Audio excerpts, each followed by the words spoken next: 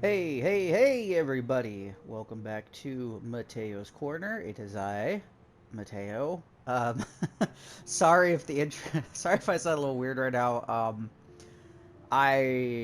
Lots happened since the last time I even recorded a video for this game, or anything at all, really.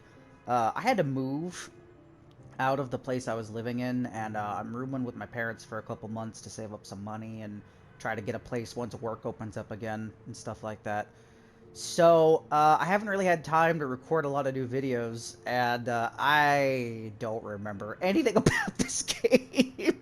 But we'll just see what happens. Hopefully I don't have much left of this game. I mean, I like the game, I like the plot, but I would be nice to figure out if this is going anywhere because I'm getting kind of burned out. The voices hurt my throat, and I'm running out of voices to give to people. So anyway, um, here we go. I leave Dakota's apartment as soon as the sun goes down. Well, I mean, I would assume so. You're a vampire. Yesterday was fun, but I already forgot it does that. Yesterday was fun, but I always feel a little nervous when I spend too much time with her. She never lets me escape from being the center of attention. It's exhausting. At least the less time I spend with her, the happier she is to see me again. It's a tricky act to balance, though. I'm grateful for her presence in my life, but never mind. No, I understand what you're saying. You appreciate having a person looking forward to seeing you come home, but from what we know of Julia, she's one of those people who doesn't like being the center of attention, and she's just kind of that personality where she likes being on her own most of the time. What's on my list of chores tonight? Ah, yes, one thing. Don't show up for the party at the art hole. Oh, no. Well, this is a rare night when I don't have anything to do. Might as well take a trip around the city and see what's up. And maybe fix myself a little drink while I'm at it. Uh-oh. Uh-oh. Oh! There's, I think there's only one... Oh, no, there's two things to do. Okay. Let's see what we got here. I need to break out of this mood, go somewhere I never visit, see something I tend to avoid. Think, Julia. What is the least you place to go and live a little? Or, in life I wasn't especially fond of parks. Now, as a kindred, I can finally see the appeal. Past midnight, they become a surprisingly good hunting ground. Uh... I don't know. I would like to not be as, like... I want to be as less suspicious as possible, but at the same time, I'm curious to see how that would go.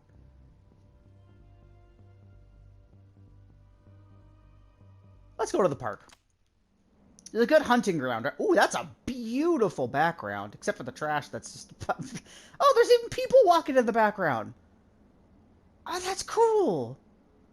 There's like a little guy on the left. If you look on the very left, there he goes. He's walking back and forth. That's cool. Van Cortlandt Park. Funny. I never knew how much I could miss nature until I got stuck in this urban jungle for good.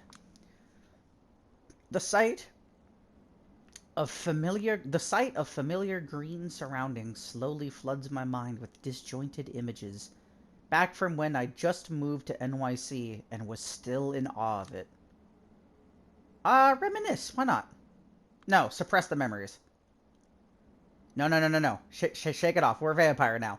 I shake the feeling off. This is no time for fantasizing about the good old days, most of which were probably never that good to begin with. I came here for a reason. A burning heat reaches my fingers. I flicker the butt away and immediately take another cigarette out of the pack before proceeding through the parade ground. Oh. The faint sound of shoes tapping against the concrete interrupts my contemplative mood.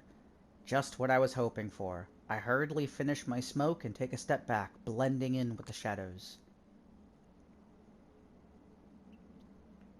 A lone jogger runs into and out of the pale lamplight, completely lost in his thoughts.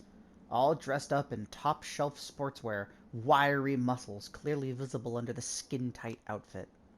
And his exposed neck. I get the urge back under control. For now. Back when I was alive, I'd rely on the breathe-in, breathe-out exercise. However, nowadays, breathing costs a premium. I mean, you're a vampire now, so I mean... Just as I regain my composure, the jogger stops by the flickering lantern and takes a glance at his smartphone. His body tenses noticeably as he answers a call. Moving in on him right now would, of course, inevitably involve the caller hearing the assault happen. No reason to make things complicated. I'll take my time. I cautiously get closer and closer till I can finally overhear his words. Should expect the bad news, I know. But, Jesus, Tasha, he's 9! He struggles and fails to sound calm. No, she doesn't know yet. I'll tell her when I get home. I need to think this through. I notice a lanyard, half stuck into a pocket, with the Bronx Times logo slapped on it. They say there's no cure. Yeah, I heard something about experimental treatments in Rochester? Sorry if I said that wrong. Rochester, but I can't make this decision on my own. I connect the dots, realize what he's talking about, and feel like I was punched straight in the guts. Listen, I need to clear my head. Tell Jonah I need a couple of days off. If he starts throwing a fit again, tell him he'd better learn to write the fucking column on his own. No, seriously. Thanks, Tasha. Yes, I'll give him a kiss from his auntie. The moment he hangs up, his composure goes out the window. He basically stumbles to the nearest bench. God damn it. Oh, he was supposed to be sobbing. Oops. His faint sobbing stops me in my tracks. I lose my appetite. Feeding on this guy would feel nauseating anyway. Just when I convince myself that I should let basic decency take the reins, he notices me creeping around. Uh-oh. He gives me a startled glance, eyes damp, looking absolutely miserable. Busted. So what do you say to a guy you were just about to assault in a dark park but thought better of it?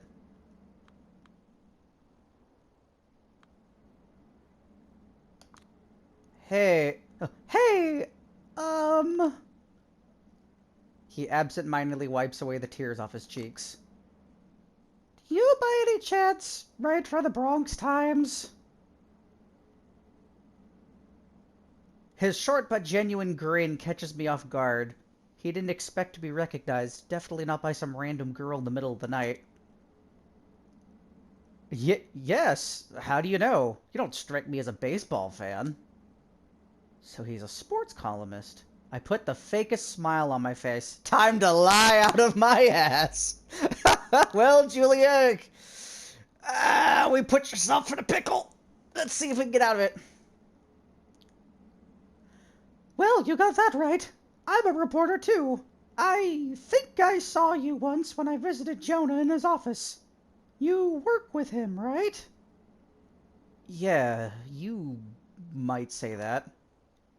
His inner struggle seems pretty clear. Truth be told, I write most of his things as well. Bingo! Excuse me. For real? That lazy bum will never change. If he wasn't such an ass-kisser, he'd be out of his comfy seat in no time. Sheesh, it's like you read my mind. Yeah, anyway, don't let me stop you. Keep up the good work. You deserve better. You think so? Glad to hear it. Still, I don't mean to impose, but it's late, and this place is not exactly... Yeah, don't worry about me. Someone's picking me up a few minutes away from here. See you around. For sure. Oh, and thank you. I notice a change in his melancholic face. He stands up with his back straight, like he has regained some of his lost resolve. He nods and starts running straight back to his problems. I start walking in the opposite direction. Good idea. Even though I might regret this show of... Oops. Even though I might regret the show of abstinence later, what little remains of my humanity inside my shriveled heart encourages me to think that letting this guy go was the right thing to do. I'll need a change of scenery to break out of this mood, and an opportunity to actually get some juice into my veins relatively guilt-free, if possible. Guess that's enough human interaction for one night. Once more to Big Beat Burger, into the last food joint I'll ever know. I'll have the usual... First time I used this line, I wasn't sure it would work, but I've gained enough notoriety among the staff that it does. Oops. The cashier just smiles, nods, and charges me for 1 black coffee. I can imagine them instructing the newbies. See that emo weirdo? Here's how it is. She always orders a single cup of coffee. Nothing else. And she doesn't even drink it.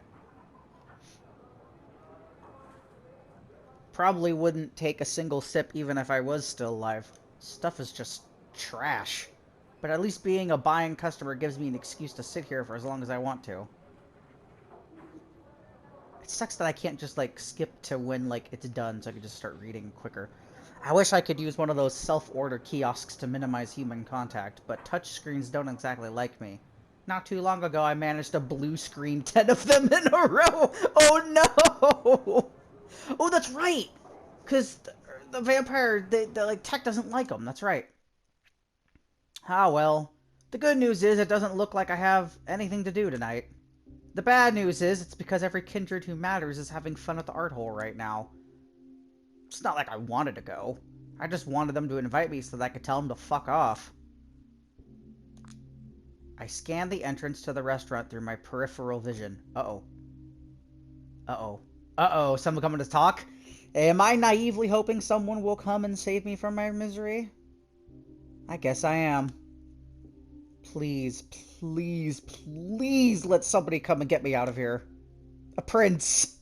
A princess. A knight in shining armor. A fairy godmother. A passing huntsman. The big bad wolf. Mila Jovovich. Vin Diesel. Azalea Banks. Wait, Dude, okay, to be fair, if they made a movie of this game using certain, like, or even like a show, like a mini-series where every night is an episode, and they get Vin Diesel and Mila Jovovich and, like, all those people that she just mentioned, if they were all in this show or movie, that would be amazing. Just saying. I could see Vin Diesel being, oh god, who would he be so far? We haven't seen everybody, but, like, maybe Amir. I mean, they'd have to change his character a little bit, but, I mean, that would work. Mila Jovovich could be anybody so far. Same with Azalea Banks. They're kind of cool, I think. Hell, I'll take anyone at this point. Oh no, is it gonna be the Catholic guy? Oh no! It'd be funny if he showed up. Never suspected you here. Visualizing. Tapping into the power of my subconscious. Materializing my dreams. Nope. Doesn't work. I'm sorry, it doesn't work that way. Only in the movies. Looks like you're eternally stuck being a nobody in the corner of a shitty restaurant, sweet little Julia. Unlife's a bitch, and then you don't even die. I pretend to read a book about psychoanalysis I stole from Dakota for a while. Having found it to be too mentally taxing, I switched to pretending to read a Stephen King book, which I also stole from Dakota. What else did you steal from her? After the terrifying realization that it was written in the last 15 years and therefore contains no amusing drugged-out rants about troubled childhood in Maine, I switched back to looking at the entrance. You should read End of Watch. Or that entire trilogy. I don't remember what the first one's called. I think it's called Mr. Mercedes. Mr. Mercedes. I think the second one's called Peaky Blinders or something like that. And then End of Watch. That is a good series, Julia. Trust me, you'll appreciate that one at least a little bit. Got me into Stephen King more than I was before, so I mean, hey, helped me, it might help you. That party must be so stuffy and trashy and boring. At this point, I'm no longer looking for salvation. I'm looking for amusement. That's everybody, honey. Everybody's that way right now. But it doesn't come. All I get is boring bozos in norm-core clothes. They walk in, take care of their business without doing anything to amuse me, and walk out. A few minutes after I lose all hope, a tall, elegant man marches in with a spring in his step. He looks around, impatient, irritated. Then he notices the person he was looking for and reacts with visible relief. He gallantly approaches my table, looks at me, and says, "It's Kadir! Yay! Her knight in shining armor has come to annoy the hell out of her." Or vice versa. There you are. Now, that's curious. He shouldn't be here. Big Vin Diesel! Yes! I called it! The game knows what I was thinking! That's amazing! Wait, do we do Vin Diesel or Big Bad Wolf? Or Fairy Godmother? Oh god, this is tough. Let's call him Big Bad Wolf. Let's go Big Bad Wolf. Careful, everyone. Big Bad Wolf is here. He will huff, and he will puff, and he will blow our house in.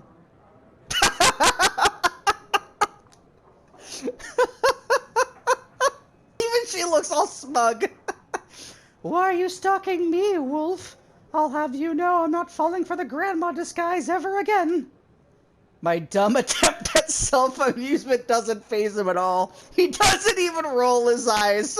It's just... it just went right over his head. Oh, Kadir, you poor boy. He doesn't... I wonder what he would have said to Vin Diesel, though. He just stares at me blankly. Grab your stuff and get in my car. Now. His tone leaves no room for doubt. Something... Uh-oh. The plot thickens. And the thickening is that something bad has happened. I want to ask what, but whenever he's in his I will simply ignore all the dumb shit you say mode, I know better than to ask questions. Good idea, Julia. Instead, I silently follow him to the exit. He guides me to his car. I just hope I haven't messed anything up. Again. I don't think I have, but have I? Oh, this is cool. Kadir's car. As usual, he gives me the back seat. He's always uneasy when the passenger seat is taken. Doesn't want anyone to limit his peripheral vision, he says. Normally, I'd catch him observing me in the rearview mirror, but this time he's watching the streets, more tense than usual. Something must have caught him off guard. I've got my seatbelt on and my popcorn ready. What's up? The awkward silence feels like it will last forever. Eventually, he finds the right words and speaks up. Ooh, the dictionary updated. Let's read that first, before we get into it. The Anarch Movement. Loosely organized sect of political outsiders opposing the modern Camarilla-dominated paradigm. They seek to end the tyranny of the elders, but from what I've seen in NYC, they've just replaced one hierarchy after another, more loosely defined. Uh-oh. Uh-oh, we getting into some political stuff now? 6 weeks ago, the prince told me to parley with the anarchs in the docks. Remember? Yeah, and you made me tag along. Whoop. Yeah, and you made me tag along so that I could learn something about politics.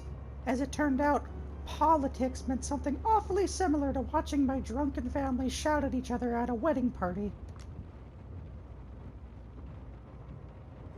There was this man who didn't need to shout to make my blood boil. The meanest one in the room, their leader. White hair, a monocle, musty clothes. With this... Oh. Boss Callahan. With this fucking Polak cunt.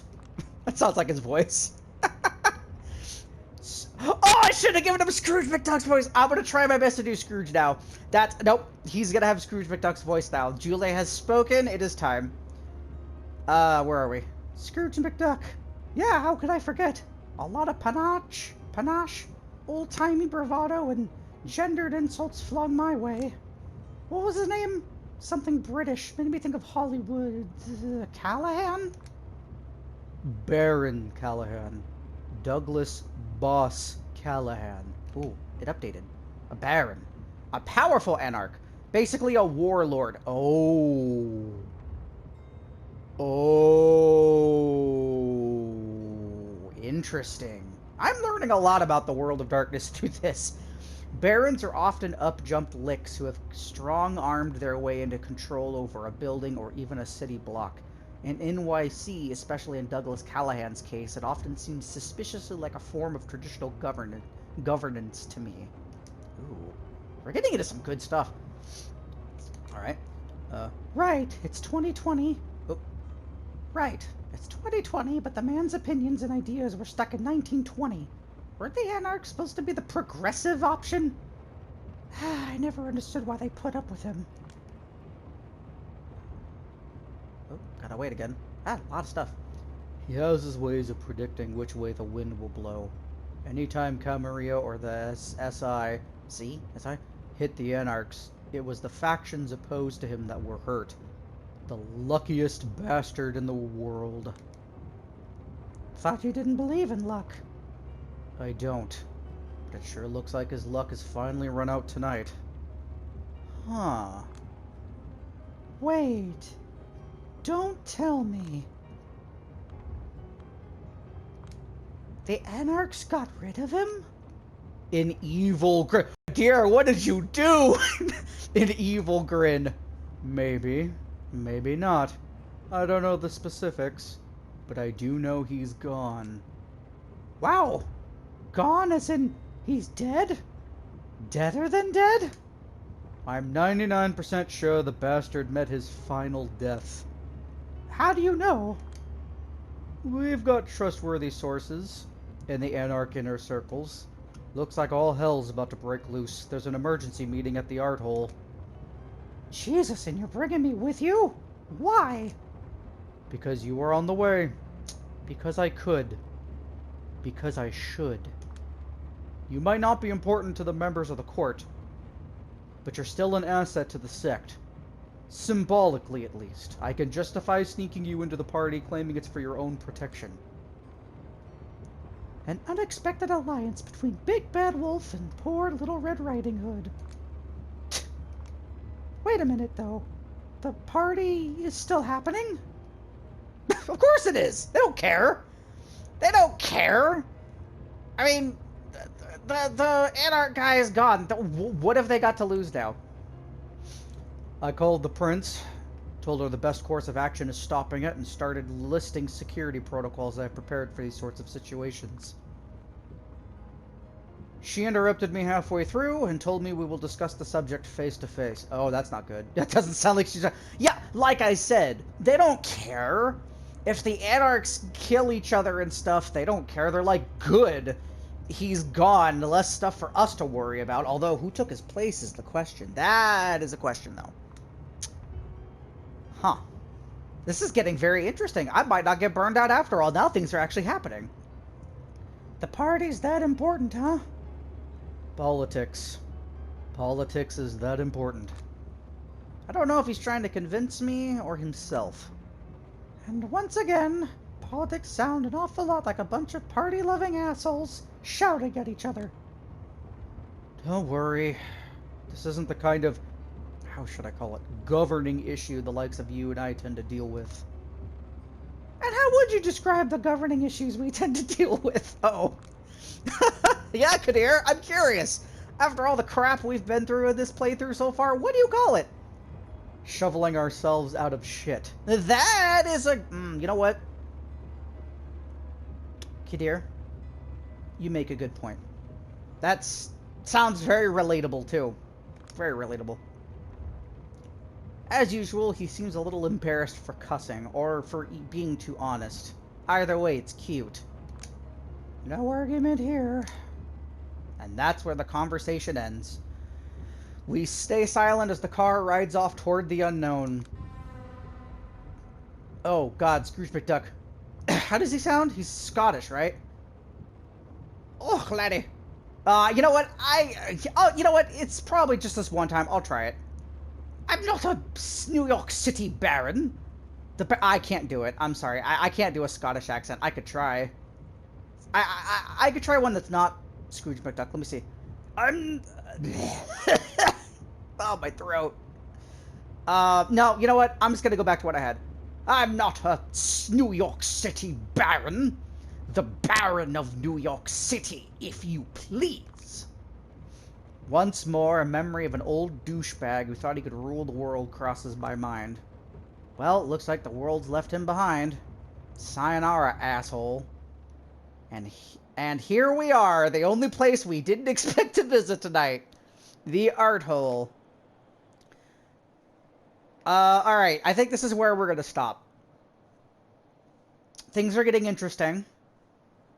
I said that I was gonna get burned out from this game, but now I'm quite curious as to where this goes. Right when it seemed like all was lost, they decided, nah, we're gonna throw some interesting stuff in. So that's good. I'm glad, though. I'm glad the story's picking up. I'm glad it's getting interesting, especially because I haven't played it for a while, and I was kind of debating on whether I should keep going or not. Cool. All right. Well, we're going to end it here. Thank you guys so much for joining me today. I will try to get more episodes of this and other stuff that I have planned out as quickly as possible. I will see you all next time. Have a good one.